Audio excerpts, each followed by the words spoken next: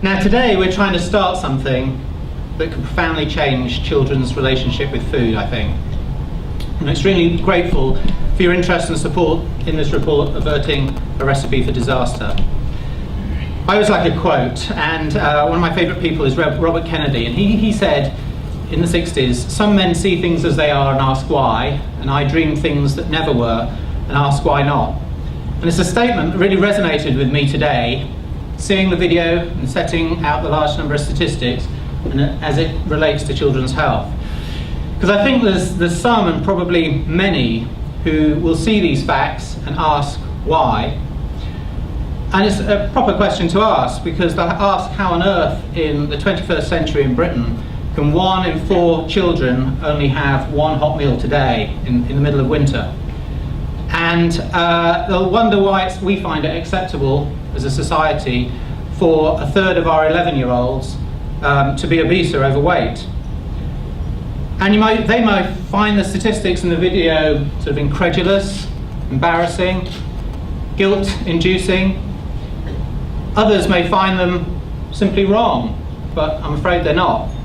It seems to me, sometimes, especially early on Monday morning, is that I'm treating the obesity epidemic one kid at a time in the clinic. And it's quite alarming to me. We've seen the new figures out from the National Child Measurement Programme and from the Health Survey for England. And on the surface of it, it looks like, levels are they're just levelling off, and there's not an increase in childhood obesity anymore. But if you look down deep at the figures, what it shows actually is that affluent kids' levels of obesity are indeed slightly dropping, but the deprived kids, those who are most in need of decent food and all the things that the report talks about, obesity levels are going up and up. Opening our hearts to the fact that there are children who are hungry, who are crying with hunger, who need our help.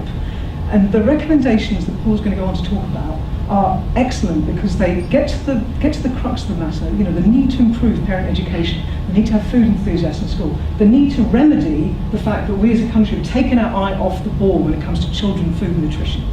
And so, without taking up any more time, I would ask you really strongly to get behind this campaign, because really one person can make a huge difference with something like this, and that one person could be any of you. With your help, I believe that this report can create a ripple of hope in our children's world. And that ripple can become a wave of change if we succeed in engaging those that can change things in our long-term and collective vision, and we've got the right people in the room to do that.